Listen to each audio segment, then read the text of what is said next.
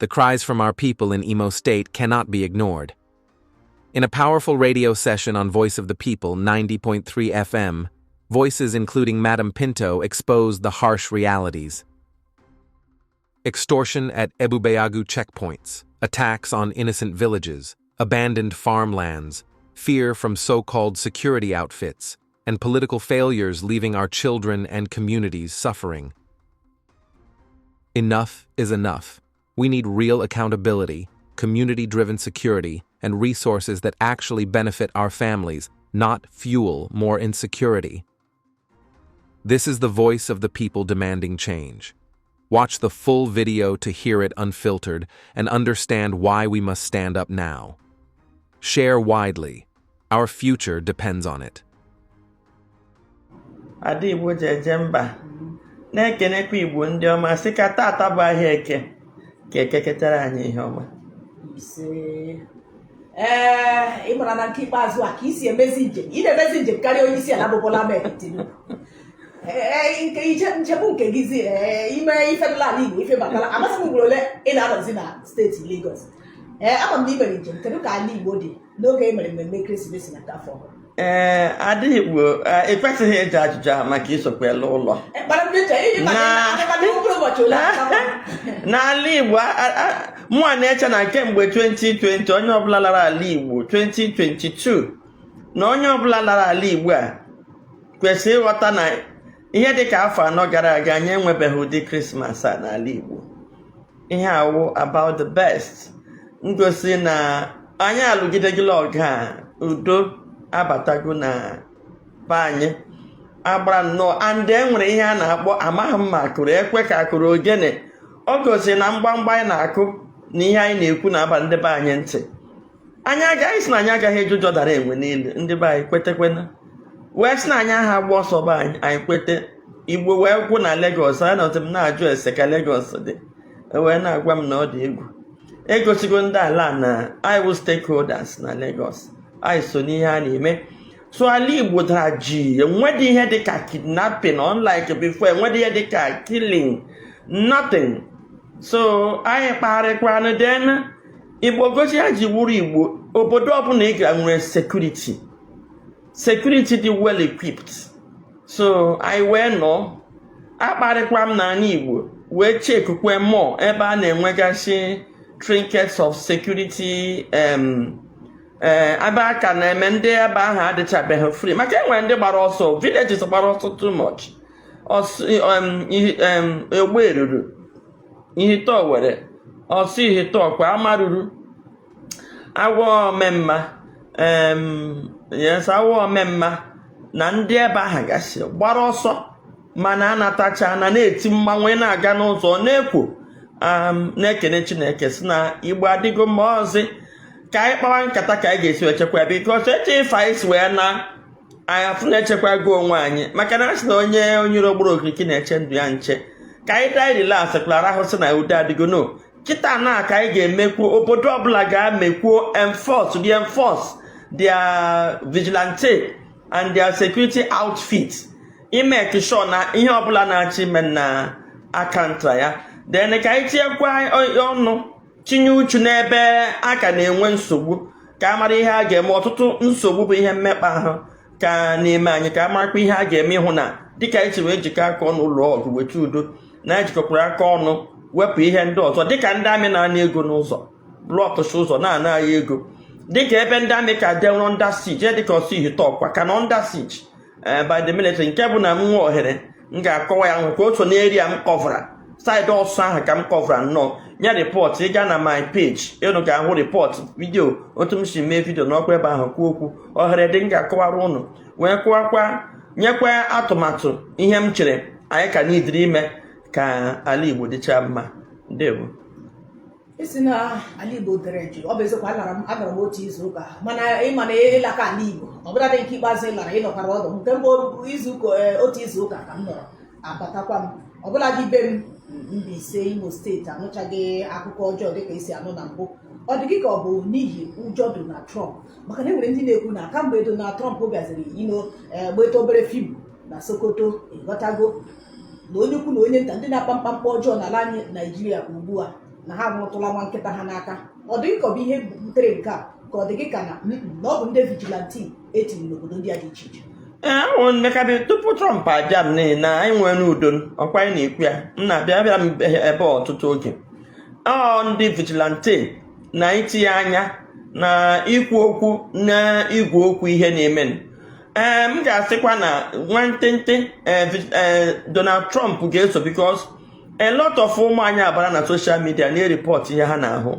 and ndị na-eme ihe a mara na eripọtụ gide ndị Amerịka ịma na ọkwa ihe ha na-ahụ na midia ka ha na-ewekọrọ were na-eme nyocha o titụrụ aka nwantịntị mana mụnwa na-eche na vigilante etinyesi n'obodo wee ihe kara mee obodo ajụ oyi o so n'ihe ka mee bikos ọnwụ ngọrọ na enwekwe ndị ebe aka ka ji so ọnwụ na ụjọ Donald Trump ebe ahụ aka ka ji aka agaghị eji ọ bụrụ na ụjọ Donald Trump ndị amị aka gaa n'ọnụ ụzọ na-ana ego maka ha kara n'ụzọ na-ana ego because enwe vidio enwe ebe m na ha nwere fracas anyị na-abata ha na-akwụsịsị ndị moto paaki a lot of moto so moto anyị na-aga Nnewi then ndị nke chọncha na-agbadata so anyị na moto ahụ nọ ya akwụchi moto ahụ na-ana nwoke ahụ ego nwoke ahụ ajụ ya achụ nwoke ahụ paakị ọ na moto anyị gafe m wepụta ọnụ na moto si ya kedu ihe ọ na-apaakị nwoke a o kwesịrị na nwoke ego ọ paakị ya moto nke anyị ka ọ paakịzi moto nke anyị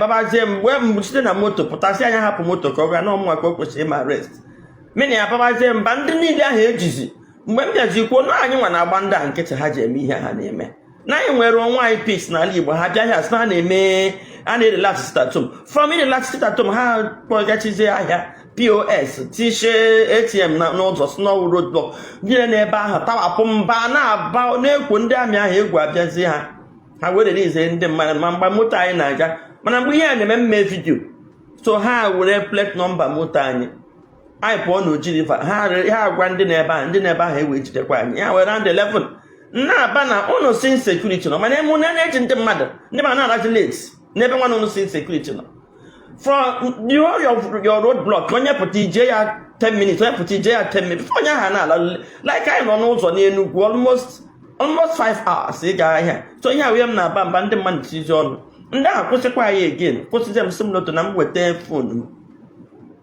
nsị ha na m ama m weta fonu na ihe ahụ m bidoro nsị ha na m ama m weta fonu m ọdọbịa aka akpa m mana enwere ebe fonu m nọ nsị ha na-eme mfụfe mana si ya relize moto na ọ bụrụ nwere na moto ahụ ya mezie m arest kpọọ m ga barak na ọmụmụ ka ụnụ na-achọ ọjụ na anyị ga-aba moto chi ya azụ ka ọ ga na-akpa anyị nsị na m ahụ aga nwenụ ebe a na-aba ọ na-erekọdụ isi a lee trafik ji ndị chi Lagos na-alọta ụnụ bịara ahịa na ụnụ na-elele asaị sitatom like joke ụnụ ewere aghọ mebatazie de nwaanyị under siege so enweghị ahụ ọghọ sọ gị achebe ude here the woman still direct mgbe m si ya nnụzie na ọgị ya ka ọ na-akpụ m achebe you cut my bag you attacked me and you cut my bag ndị na-asị ya nwere nwanyị ochina ka nwaanyị ahụ pụọ ya metụkwala ya ajakwala nwaanyị ahụ ndị egeni sitezie mmadụ onye Igbo onye mgbidi anyị Victor Bafia the boy abezo yawa msị m ka ahụ godu my phone wepụtazie phone m si ya na ana m enye gị ihe maka iwe onye Igbo imetụ phone m aka ikpe dị nya iji egbu m ebe a ma na-apụ ọtụ m mba nyezie the phone o mepee luckily onye amị na-evidio m si ya okay you are videoing me I will video you too also okay no na-evidio m si ya yes now otu onye a na-atụ asha na m nwere evidence so ya kpọzụka m kpọzie m afa sị m lọlọ Nneka Chimezie na ọ gaghị ama na ọmụmụ na m biko m ficha ihe ahụ m mere yogido m sị m na ihe a wee 11 na ha enwekwa ike hapụ m 11 abalị yes na ha enwekwa ike m si ya ngwa ka m na ụnụ gaa n'hụ ọgụ ụnụ ka m jụ na ọgụ ụnụ ihe ha jijide nwaanyị under siege sirelize moto ya asị m mba biko na ịdịkwana ndị Igbo mkpa m jisike so m klinizie datin lọtawazie so ihe a bụkwa ọ bụrụ na ha na-atụ n'ụjọ Donald Trump ha aka ga na-eme ndị mmadụ intimidate n'ụzọ broad daylight ọ bụrụ ha ejide ụjọ eme ya naanị ego so mụnwa na-eche na maka vigilante na mbọ ndị Igbo na-agba na ọsọ a na-akpọkwa ndị gọvanọ anyị ọnụ dịka Zopu ụzọ dị mma na otu nkwesị ebe a kọrọ ya mshi ebe a kọrọ ya so ihe niile ndị ahụ mezie ha na-ejila maka ihe a si ha n'aka so a na-emeche na mbọ ndị Igbo gba na vigilantes etiri ndị ụmụnne anyị ndị nọ na diaspora ga-ekene ha hinne ha gbara mbọ yes ha gbara ezigbote mbọ ihe gbasara iraise fund igoteshi ammunitions and then you work with gọọmenti ịhụ na ndị a nwetara ammunitions so mbọ obodo niile gbara iji hụ na ha chekwaworo onwe ha. Then ọzọ ihe gbasazi ndị amị na ịna ndị mmadụ ego ka anyị ga-akọwazi mgbamgba ya na ihe dịka ọsụ ihite ọkwa ịchọ ịga lie ozu na ọsụ ihite ọkwa ugbu a na ndị bi na-eke ụtụtụ ndị amị na ndị Ebubeagu. In fact, they've completely conquered that place. Onye gị nwee iche ili ozu agwaghị mmadụ ole ga-abịa gị kwụọ ha 20,000 naira edugo na unu kwụ ha alalachi onye ahụ unu esi na ọsụ ihite ọkwa pọpịpụta chọrọ m ịgarụ na-eke ụtụtụ asị m na ngarịa ndị amị ga-agbagbu m onye iche isi ebe ahụ agbagbuo gị na ọsụ ihite ọkwa. And ana m afinga ndị ọsụ ihite ọkwa very very well na their complicity, because from my findings achọpụtara m nọ obodo nabatara Ebubeagu ndị nwere problem ahụ. Yes, ndị niile anyị na-anụ ọlụ town gọgọ ebe nke anyị enweghị these issues. Mgbe ha bịa igwe ọfọlụsọ ha na ya achọghị Ebubeagu. Even ile anya ihite Owerri ha na ndị ihe ọma nọ ha gaa na nke eze ndị ihe ọma. Eze ndị ihe ọma sị na ha achọghị na ha nwere vigilante. Ndị ihe ọma enweghị problem. Ozi from ihite Owerri na Owerri and ndị eze niile ahụ nye ha space ha nwe ka ebu ụzọ ma attack eburu ụzọ ga-agba ha ndị eze gbara ọsọ na aga gba be ha ọkụ. So ebe niile nwere this problem ndị niile ahụ nabatara Ebubeagu go and check. Nke m na-ekwe ọrụ Peter ya sị go and verify ihe m verify n'onwe m esi from Ezinifite agbata Anambra na Imo o metụghị Ezinifite mana from Amaruru to Ogberuru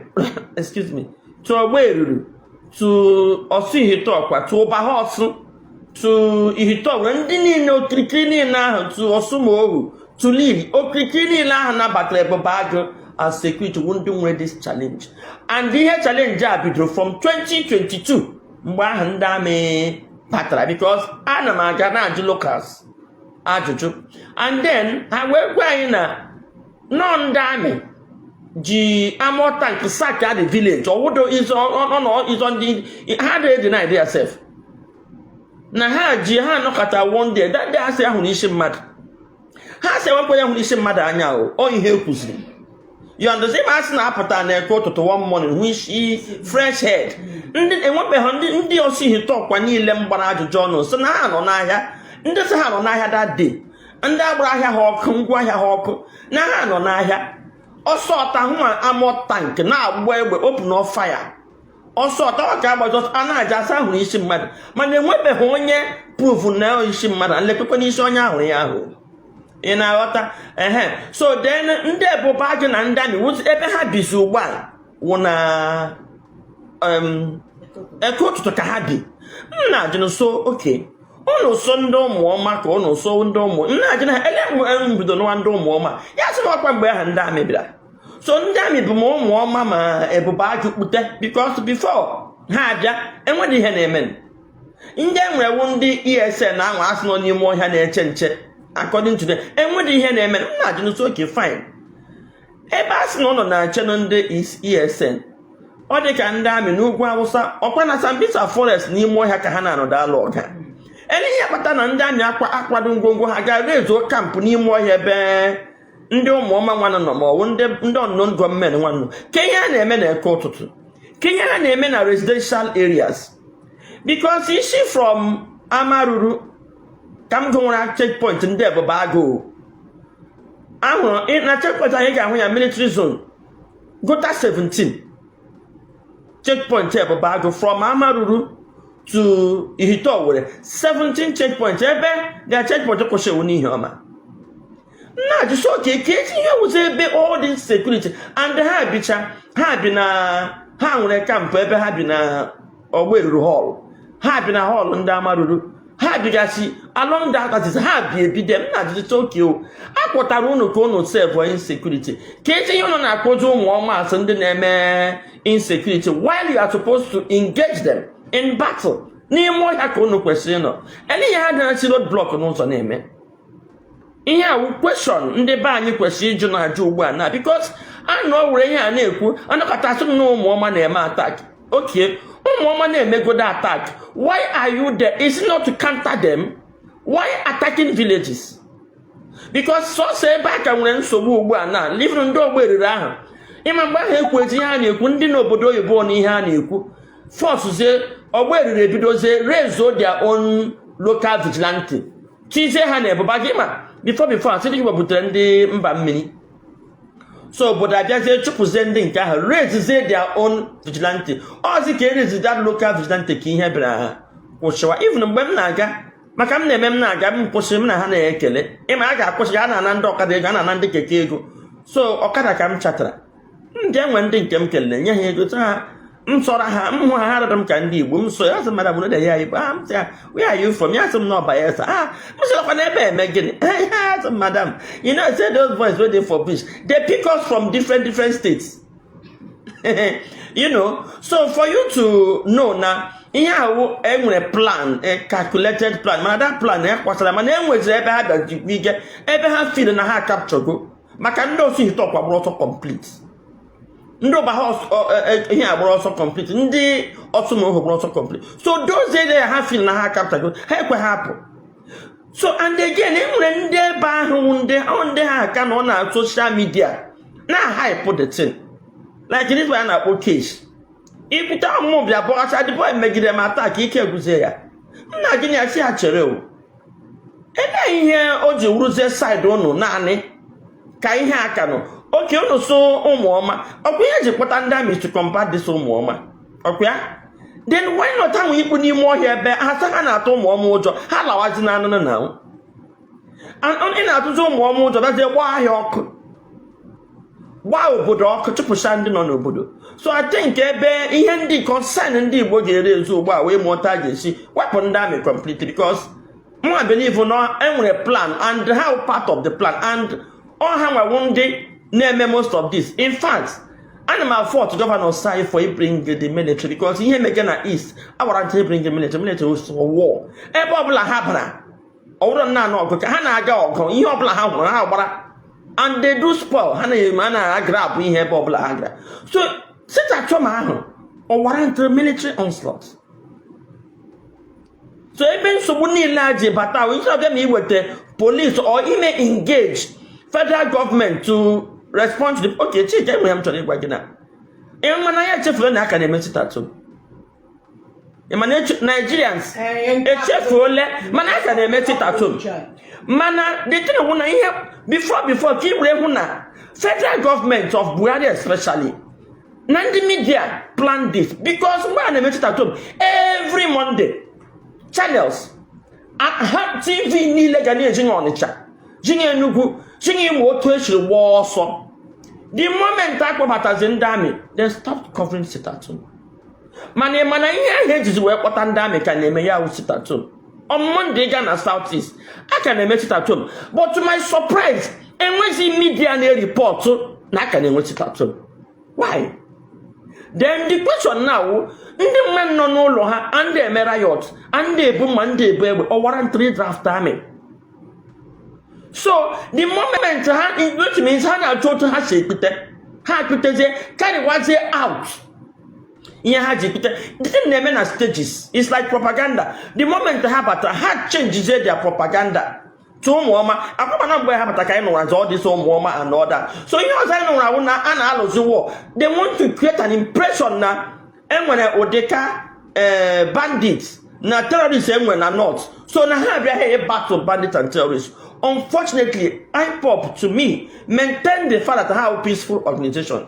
So I think when have Ndi ESN hangman on your lasha because if the work I got you call her out, sit at home, call lawyer off. But Ndanya just video create to a roadblock, video cause was siege. Now, after I'm covered Chinese land, can be an NHS. Oh no, master Nigeria and the no joy work. Cash, honey, how go on social media, chef well, sit at home on honey about Patrick, I put on damn, I put a hala or a leaf to ya. I can name one sit at home, nobody is talking about it. And once you're not concerned, and once you're on a business. So, which means, Ndami when you have Rubia, and to my mammy have Rubia, but Ndi web popular no kaition, a ponya berry cum one more berry cum moyalawa. A pendami berry relax, sit at home. Biaze bru ntani mobia halawaze kai no wasita too. Okabro Gendibo na Voice of the People 90.3 FM. Madam Pinto, n'izu ole na ole gara aga ndị Igbo bụ ndị okpukperechi alakụba bịara kpọpụrụ gọọmenti steeti Enugu si ha n'oge rukwara na mgbe a ga-etinye ha n'ihe a na-eme. Madam Pinto, kedu nsogbu ị nwere n'ebe ndị Igbo bụ n'okpukperechi alakụba nọ? Ọ ya awụkwa ihe awụcha plan niile ha na-agwa gị maka anyị na ndị na-ekpe okpukperechi ikpe isi ala has been around. Chief Abdulaziz Ude far back ọnwụ ebe 3 years ago apụta m n'ụwa aha ya Muslim ka ọwụ. Mgbe m na-eto n'ọla enwere family wu Muslim nwoke alụzo ụmụ nwaanyị anọ chekọrọ ụmụ o nwere ego m na nwa ya wụ classmates.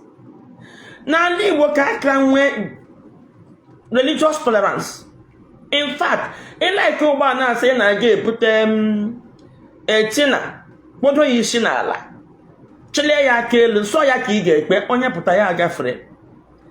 Den onye si na-egbu mma na-agwọ ọgwụ ọnwụ onye kpute na nke gị ka ị hụrụ ụtọ ka ọ dị n'ala Igbo. In fact, ọtụtụ n'ala Igbo gị ga-ahụ mana kata jere nta one room sị ya awọla pastọ na-akwa aka dị.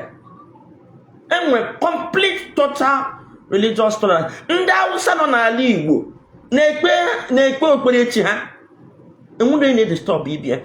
Enwere simsi Ọnịcha na-aga Enugu pụta enwere one mosque ịgafeta Ọnịcha na-agbago.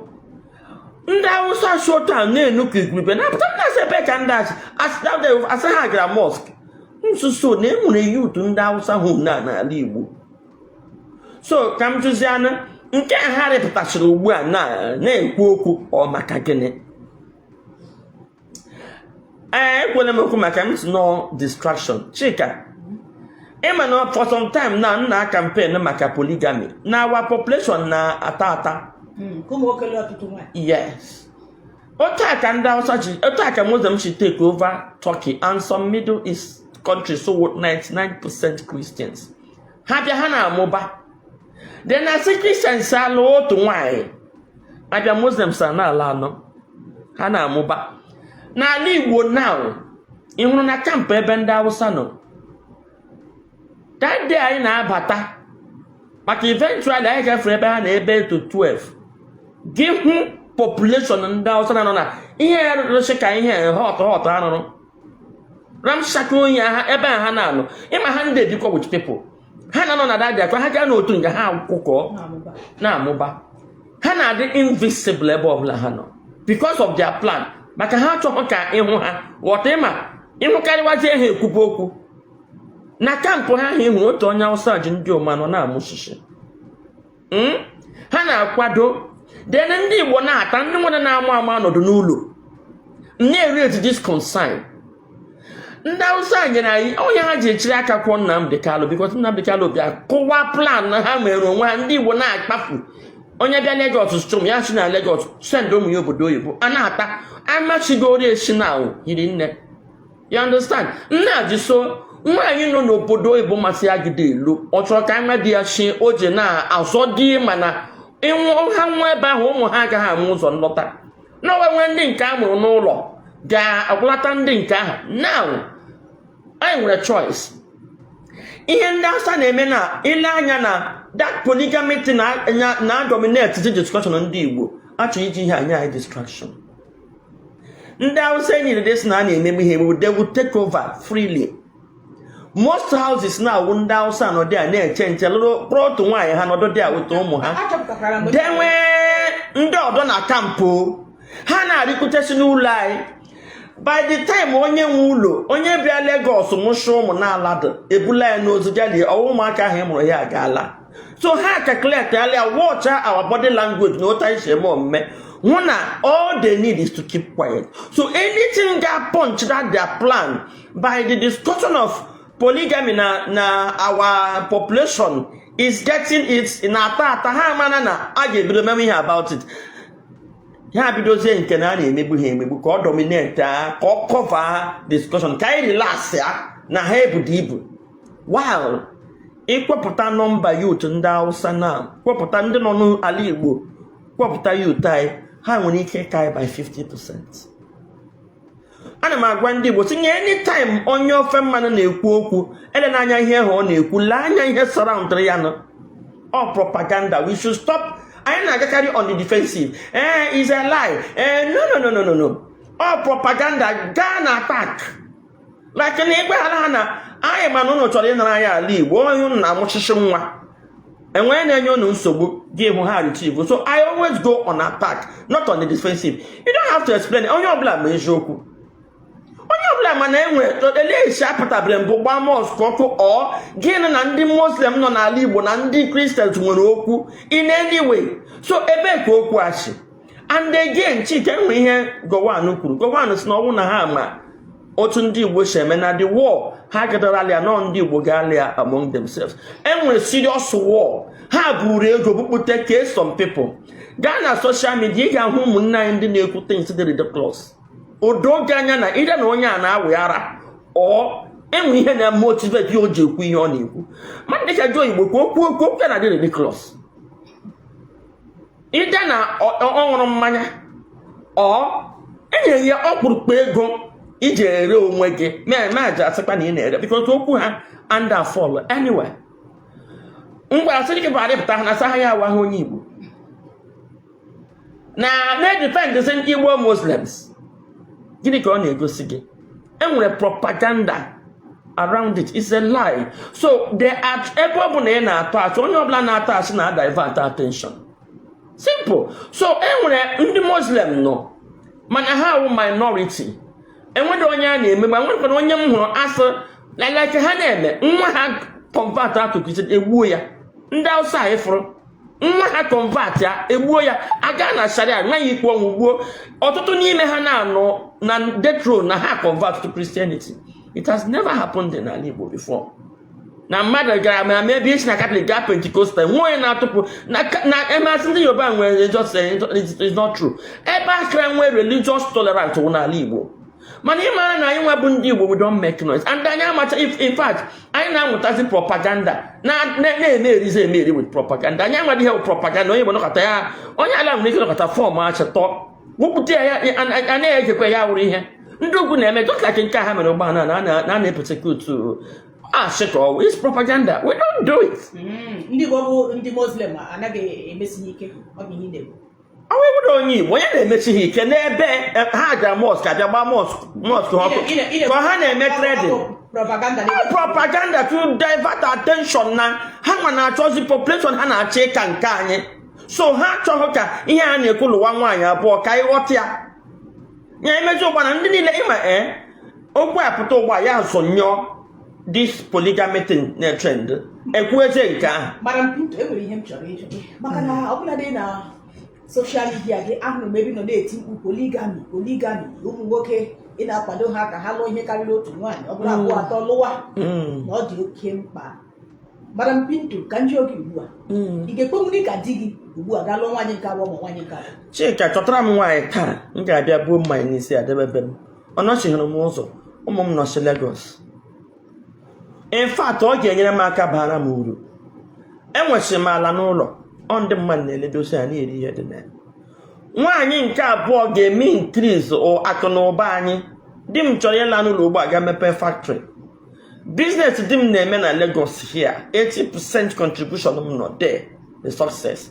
Akpọta nwaanyị ọzọ ihe na-eme marriage polygamy ji enye nsogbu owo nwaanyị nke isi meghala mma bido agha ebido mana ọ nagide nke obere ka nwa ya gịnị ka ị na-enye na nwaanyị di m ga-alụta ụgbọ anyị dị more than m needed ya. Azụchana m ụmụ last born m nọ 16 years ọ ga-elewa to buy investing dị ọkwa m akpatawale. In fact m chi me travel ba ha na ụmụ m na-agbara m flight ticket.